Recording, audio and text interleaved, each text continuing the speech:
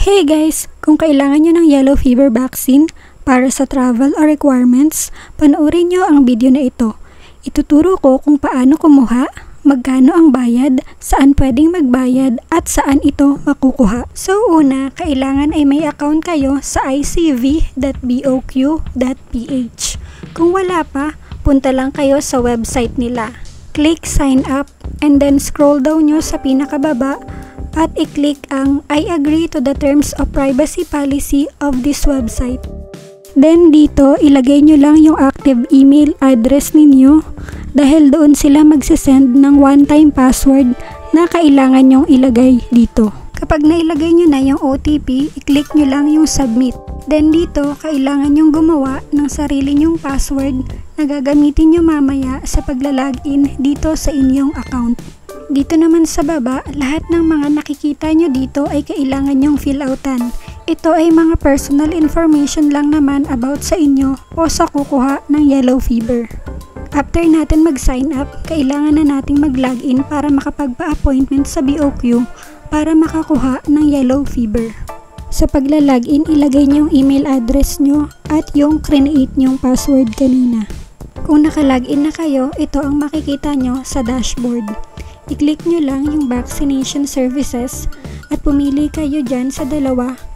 Yung una, yellow fever vaccine multiple dose ay nagkakahalaga ng 1,970 pesos at yung isa naman ay yellow fever vaccine na single dose lang ay nagkakahalaga ng 2,470. Kapag nakapili na kayo, i-click nyo lang yung next sa baba. Then dito naman tayo sa set your appointment schedule. Pumili kayo ng location kung saan nyo gustong magpaturok ng yellow fever. Para sa NCR, ito lang yung mga location na available. Manila Main Office, Robinsons Manila, MOA, North EDSA, Eastwood, McKinley, Fairview Terraces, at 81 Mall, Newport. Then dito naman tayo sa date o anong araw kayo magpapaturok ng inyong yellow fever. Yung mga green na square lang yung available at yung red naman ay close.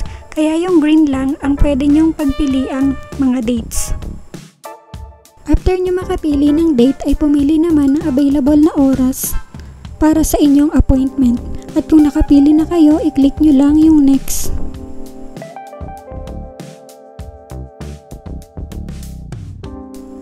Dito naman tayo sa step 3. Fill up your information.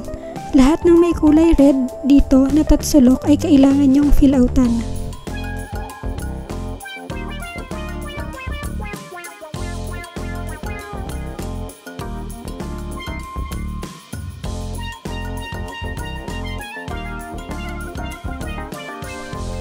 Paalala lamang po, kung may yellow card na kayo o may account na kayo sa icv.gov.ph ay hindi nyo na kailangan gumawa pa ulit ng account kung kukuha kayo ng yellow fever. Ang gagawin nyo na lang ay mag-login sa account nyo at magpabook kayo ng appointment para sa yellow fever.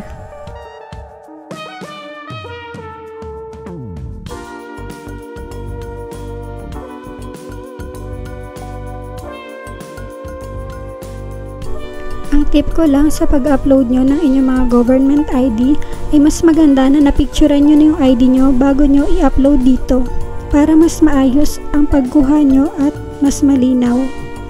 Para hindi rin kayo paulit-ulit kasi pag dito kayo mismo kumuha ng picture or nag-shot ay malabo.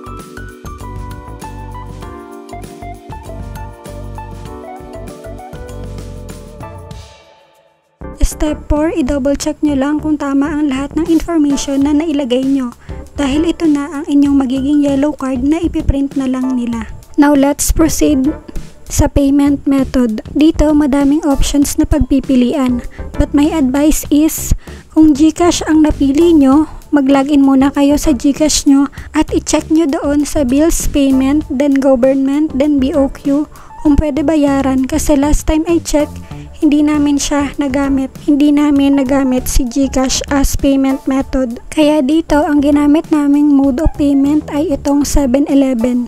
Ang dami nga lang charges nila. Kung nakikita nyo sa baba, ay may 30 pesos na agad na convenience fee. Plus, pag nagbayad na kayo sa 7-Eleven ay may convenience fee din sila. Kung nakapili na kayo ng payment method, i-click nyo yung generate reference number at itong number na ito ang kailangan nyong bayaran.